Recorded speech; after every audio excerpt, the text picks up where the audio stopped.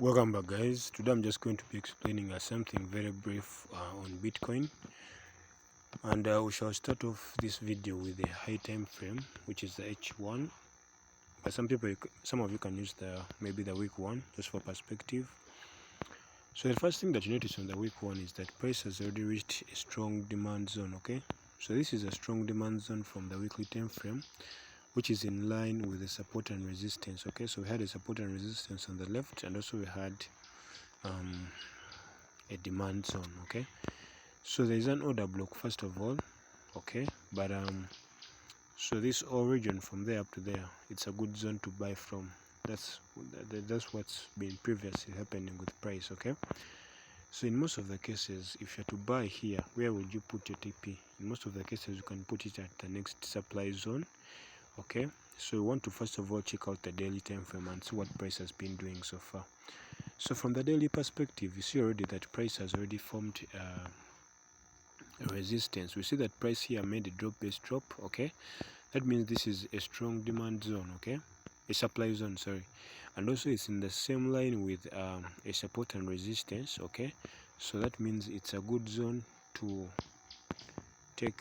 If you observe, it's in line with a support and resistance. There's a support and resistance at this level, therefore it's a good zone. It's a very good zone to take your sell entries. Okay, and price has already shown us that it's unwilling to actually surpass the zone. Okay, that already gives us the impression that price is likely to continue lower, perhaps towards the next demand zone, to look for buying momentum before it can have another push upward. Okay, so given that information, what do? We come back to our low time frame, the daily time frame, and we see that price can potentially pull back to this weak demand zone. We call it a weak demand zone because it was unable to take out the previous supply zone. Okay, so price had to take out this high, okay, before we had a continuation move. And also we are noticing something different. Okay, we have a higher high there and then a higher low. Okay, but now price is now starting to form a new higher low. Okay, so that means that price can potentially change momentum, but I will have to, if you are to trade for buys, you have to wait for price to take out this previous high. Okay, maybe make a pullback towards this demand zone, and then afterwards actually you can now start taking in your buy entries, because on the high time frame we are good for buys. Okay, on the high time frame, the daily time on the weekly time frame, you're good for buys. So that will be the first area of confluence if you are to take your buy entries.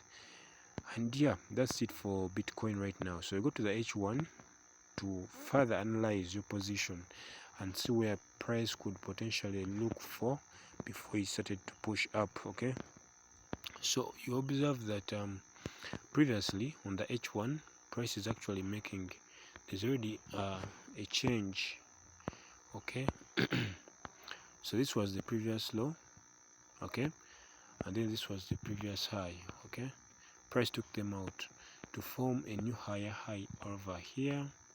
Okay, and then we have a new lower low over here. Okay, so this was the previous lower low that price formed. Okay, so if price is able to take out the previous lower low, we can easily now start taking in sell positions. But if price doesn't do that, we may actually be looking for what?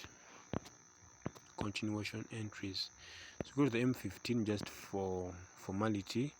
And what do you observe from the M15? Well, you observe that price is actually in a bit of a consolidation, so it's not good for you to start putting your entry positions here.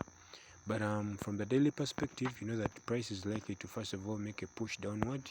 So you may see price making a push either downward, but you're already resisting at this area here. So I don't know if price will be able to push, but if it's able to break this area, may have a push towards this demand zone before we can have any continuation move up to the upside. Okay, so that's my analysis for gold today, for Bitcoin, sorry, today. And yeah, that's it. But as I've told you guys, here is the most potential. If you're to take in your buys, this could be the very first TP. Okay, this is the very good TP because price can potentially reach that zone, because we have a support and resistance plus a supply zone. So It's a good zone to take some pullback trades for sellers, and also a good TP zone for buyers. Okay, so yeah, that's it for Bitcoin right now. We're either expecting a rally up, or may simply just expect a stall in price for the next coming week. So all we have to do is simply wait. If this candle on the daily time frame turns to blue, turns bullish, we may have that push upward, okay, without the need for this pullback. Yeah, that's it for Bitcoin.